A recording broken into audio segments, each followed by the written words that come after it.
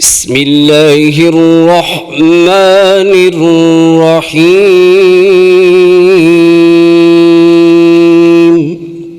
کیا ہے وقت کی پابندی کا خیال کرتے ہوئے اپنے وقت سے پہلے ہی الحمدللہ اپنا بیان ختم کیا. دعا کریں اللہ رب العالمین ان کے علم و عمل میں اللہ رب العالمین برکت فرمائے. تو اب بلا تاخیر تشریف لاتے ہیں ہمارے جامعہ کے مدیر تعلیم شیخ الحدیث مولانا محمد یوسف قصوری حفظہ اللہ تعالی. آپ کی نصیحت اور آپ کے لیے یہ بھی آپ دیکھ رہے ہیں، آپ کے لیے انتہائی خوشی کی بات ہے کہ ہمارے معزز مہمان فضیلت الشیخ پروفیسر مولانا عبداللہ ناصر رحمانی حافظہ اللہ تعالی تشریف لا چکے ہیں. ابھی حضرت شیخ کی نصیحت کے بعد انشاءاللہ الرحمن درس بخاری آخری حدیث پر درس ہوگا. سب بھائی پوری توجہ سے انشاءاللہ الرحمن یہ خطابات سماعت فرمائیں. اور میں حضرت کے بیان سے پہلے یہ بات گزارش کر دوں، جب بھی کسی پروگرام میں حاضر ہوں کچھ حاصل کرنے کی نیت لے کے بیٹھیں کہ ہم نے کچھ حاصل کرنا ہے، تو خطاب فرماتے ہیں فضیلت الشیخ مولانا محمد یوسف قصوری حفظہ اللہ مدیر التعلیم جامعہ محمد بن اسماعیل البخاری. العالمین والعاقبۃ للمتقین والصلاة والسلام على اشرف الانبیاء والمرسلین. اما بعد فاعوذ باللہ السمیع العلیم من الشیطان الرجیم من حمزہ ونفخہ ونفثہ. بسم اللہ الرحمن الرحیم.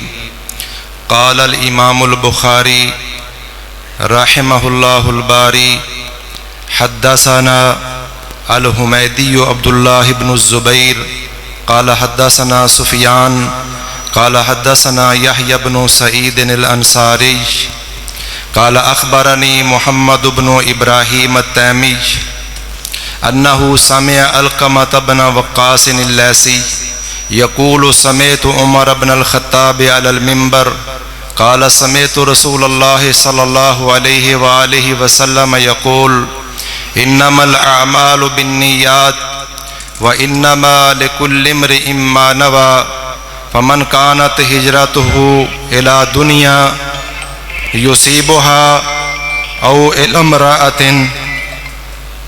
ينكحها فهجرته الى ما هاجر اليه. محترم بزرگوں، بھائیوں، سننے والی قابل صد احترام ماؤں اور بہنوں، نبی کریم صلی اللہ علیہ وسلم نے 9 ہجری کے اندر ایک غزوہ کیا ہے جس غزوے کا نام تاریخ کے صفحات پر غزوہ تبوک معروف ہے. غزوہ تبوک جس کے بارے میں اللہ تبارک و تعالی نے قرآن میں فی ساعۃ العسرہ تنگی کی گھڑی اس کو قرار دیا. بے آب و گیا صحرا کا 15 دن جانے کا 15 دن آنے کا سفر، 20 دن وہاں تبوک کے میدان میں سٹے قیام، اللہ کی تائید، نصرت اور مدد، مسلمانوں کا غلبہ، کافروں کے اوپر رعب اور دبدبہ، مسلمانوں کی سطوت. پھر 20 دن کا سٹے کر کے 15 دن کا سفر کر کے نبی کریم صلی اللہ علیہ وسلم واپس مدینہ منورہ کی طرف رواں دواں ہیں. آپ صلی اللہ علیہ وسلم نے اس موقع پہ ارشاد فرمایا ان بالمدینۃ لاقواما ما سرتم مسیرا ولا قطعتم وادیا الا كانوا معكم قالوا وهم بالمدینہ قال وهم بالمدینہ. آپ صلی اللہ علیہ وسلم نے ارشاد فرمایا کہ مدینہ کے اندر کچھ لوگ موجود ہیں جو تبوک میں نہیں گئے، لیکن اے میرے صحابہ کرام تم نے کوئی وادی عبور نہیں کی اور کوئی ایک قدم بھی نہیں اٹھایا، مگر مدینہ میں بیٹھے ہوئے وہ صحابہ کرام تمہارے ساتھ موجود ہیں. صحابہ کرام نے کہا اللہ کے رسول صلی اللہ علیہ وسلم کیا وہ مدینہ میں ہونے کے باوجود ہمارے ساتھ ہیں؟ فرمایا وہم بالمدینہ، مدینہ میں ہونے کے باوجود وہ تمہارے ساتھ ہیں۔ کس چیز کے اندر ساتھ ہیں؟ صحیح مسلم میں فرمایا شارکوکم فی الاجر، کہ وہ اجر کے اندر تمہارے ساتھ ہیں۔ آپ ذرا اندازہ لگائیں، تبوک کا سفر وہ سفر ہے جس کے اندر پیاس کی شدت، صحابہ کرام نڈھال ہیں اور آپ سے اجازت مانگ رہے ہیں کہ اونٹ نہر کر کے اور ان کی اوجڑی سے پانی نکال کر حلق پر لگایا جائے، زندگی کو بچایا جائے، اور گوشت کھا کر کھانے کے قیم مقام اپنی زندگی بچا لی جائے۔ پھر حضرت عمر فاروق رضی اللہ تعالیٰ عنہ مشورہ دیتے ہیں، آپ صلی اللہ علیہ وسلم ان کے مشورے پر اپنے ہاتھ اٹھا دیتے ہیں، اللہ بارش کرتے ہیں۔ جس جہاد میں 15 دن جانے کا 15 دن آنے کا سفر، کلیجے منہ کو آ گئے تھے، پیاس سے نڈھال صحابہ کرام اونٹ ذبح کرنے کے لیے اجازت مانگ رہے تھے، لیکن اللہ نے رحمت فرمائی، رحمت کی بارش ہوئی۔ نبی صلی اللہ علیہ وسلم نے ساز و سامان اکٹھا کیا، اس کے اوپر اللہ سے دعا کی، اللہ نے برکت ڈال دی، کھانے کے مسائل بھی حل، پینے کے مسائل بھی حل۔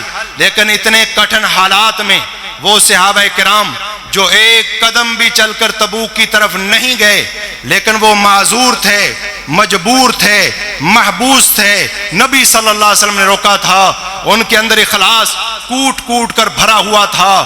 اگر نبی صلی اللہ علیہ وسلم کی طرف سے اجازت ہوتی وہ بھی میدان میں جاتے، اخلاص کی بنیاد پر اپنے گھروں کے اندر موجود ہیں، لیکن اللہ کے نبی فرما رہے ہیں اے میرے صحابہ کرام، ما مسرتم مسیرا ولا قطعتم وادیا، نہ تم نے کوئی چال چلی ہے، نہ تم نے کوئی وادی عبور کی ہے، مگر وہ ہر لمحہ تمہارے ساتھ ہے۔ جیسے اجر تمہیں ملے گا ویسے ان صحابہ کرام کو گھر بیٹھے اللہ تبارک و تعالی اجر عطا فرمائے گا۔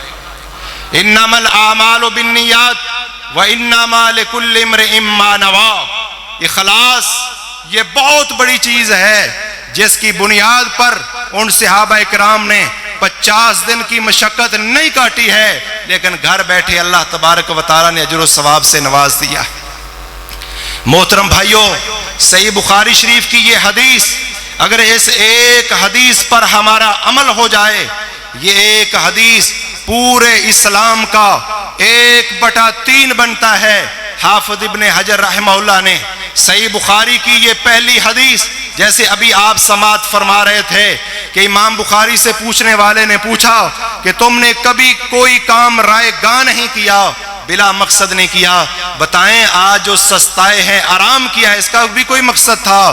فرمایا ہاں، دشمن سے بچاؤ اور دفاع کے لیے میں نے یہ آرام کیا ہے تاکہ بعد میں ہوشیار ہو جائیں، محتاط ہو جائیں، جسم فریش ہو جائے۔ اس لیے حضرات، امام بخاری رحمۃ اللہ علیہ کی اس حدیث کے تحت حافظ ابن حجر رحمہ اللہ نے فتح الباری کے اندر لکھا 8 محدثین اور فقہا کا نام لے کر، جن محدثین کے اندر عبد الرحمن بن مہدی بھی ہیں، جن کے اندر امام شافعی بھی ہیں، احمد بن حنبل بھی ہیں، علی بن مدینی بھی ہیں، اور امام ابو داود بھی ہیں، امام ترمذی بھی ہیں، امام دارقطنی بھی ہیں، اور امام حمزہ کینانی بھی ہیں۔ 8 محدثین کا ذکر کر کے حافظ ابن حجر فرماتے ہیں ان 8 محدثین فقہا کا اس بات پر اتفاق ہے الا انہ ثلث الاسلام کہ انما الاعمال بالنیات، یہ حدیث پورے اسلام کا 1/3 حصہ، اور یہ انما الاعمال بالنیات اگر اس پر انسان کا عمل ہو جائے گویا کہ 1/3 اسلام اور دین پر انسان کا عمل ہو جاتا ہے۔ اور یاد رکھیں اس حدیث کی تھوڑی سی توضیح کے اندر میں یہ بات بھی ذکر کر دوں، انما الاعمال بالنیات وانما لکل امرئ ما نوى، اس حدیث کے 2 ٹکڑے ہیں، کیا دونوں ٹکڑوں کا معنی ایک ہے یا الگ الگ ہے؟ بعض لوگوں نے کہا دوسرا جملہ پہلے جملے کی تاکید ہے، دونوں کا معنی ایک ہے، لیکن بعض محدثین شارحین نے کہا کہ نہیں، پہلا جملہ الگ ہے دوسرا الگ ہے، اور کلام کے اندر اصل تاسیس ہے، تاسیس کا معنی ہر جملہ الگ الگ ہوتا ہے۔ اگر دلیل آ جائے کہ دوسرا جملہ پہلے جملے کی تاکید کر رہا ہے تو ٹھیک، वगरना दोनों जुमले अलग अलग होंगे। अब समझ लें, इन्नमल आमालु बिन्नियात इसका माना अलग है, व इन्नमा लिकुल्लि इम्रिइन मा नवा इसका माना अलग है। दोनों को अच्छी तरह समझ लें। इन्नमल आमालु बिन्नियात ये नियतुल अमल है, व इन्नमा लिकुल्लि इम्रिइन मा नवा ये नियतुल मामूल ला है। हजरात जरा तवज्जो फरमाएं, दोनों का माना समझाने की कोशिश करता हूं। कायनात के अंदर चंद अमाल को छोड़कर कोई भी अमल बगैर नियत के मोतबर नहीं है। क्या मतलब? बाज फुकाहा ने तो यह कहा कि अगर इंसान को कहा जाए कि नियत के बगैर अमल करो तो यह तकलीफ माला युताक है। हाँ, बात ठीक है, जब भी हम कोई काम करते हैं दिल में एक इरादा और नियत होती है, उसके साथ काम होता है, लेकिन बाज़ औक़ात दिल में इरादा नहीं होता, आदत के साथ काम हो जाता है, तालीम के लिए काम हो जाता है, परहेज के लिए काम हो जाता है। अगर दिल के अंदर इरादा ना हो तो कोई काम मोतबर नहीं, स्वाय चंद कामों के जो नियत हो या ना हो दोनों सूरतों के अंदर मोतबर हैं। जैसे नबी सल्लल्लाहु अलैहि वसल्लम ने फरमाया, निकाह कोई मजाक में भी करे, दीगर शुरूत पाई जा रही हूं, निकाह हो जाएगा। कोई शख्स ड्रामे के अंदर अपनी बेटी का किसी के साथ निकाह कर दे, वली मौजूद है, दीगर शराइत मौजूद हैं, वो ड्रामा कर रहे हैं, हकीकत नहीं है, लेकिन अल्लाह के नबी के फरमान के मुताबिक वो निकाह हो जाएगा। अगर कोई मजाक में तलाक देता है, तलाक हो जाएगी। मजाक में रुजू करता है, रुजू हो जाएगा। मजाक के अंदर अगर कोई अपने गुलाम को आजाद करता है, गुलाम आजाद हो जाएगा। नफली रोजे की नियत बाद में की जाए, नफली रोजा हो जाएगा। इस तरह हुक्मरान जबरदस्ती ज़कात वसूल कर ले, फरीजा अदा हो जाएगा। किसी औरत को अपने खावंद की वफात का बाद में इल्म होता है और 4 माह 10 दिन या वज़ा हमल उससे पहले हो गया, उसको इल्म बाद में हुआ कि तेरा खावंद फौत हो गया था, कत्ल हो गया था या वहां मारा गया था, अब तो इद्दत गुजर गई तो उसकी इद्दत मुकम्मल हो जाएगी। इस तरह चंद काम जो हैं वो नियत के बगैर हो जाते हैं।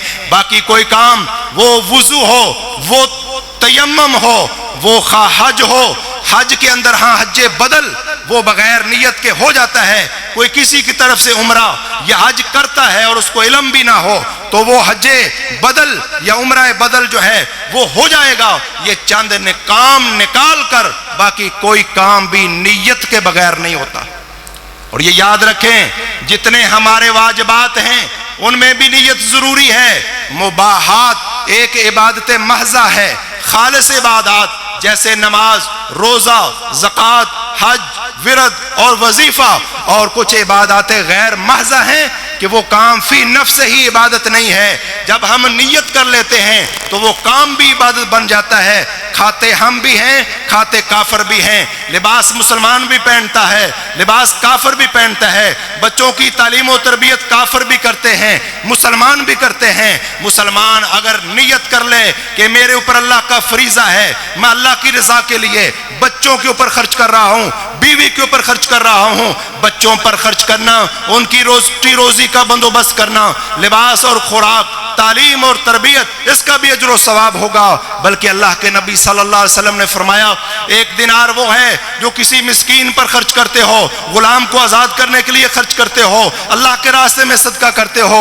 एक दिनार वो है जो बीवी पर खर्च करते हो, जितना अजर और सवाब बीवी पर खर्च किए गए दिरमो दिनार का है, बाकी किसी और दिनार का नहीं।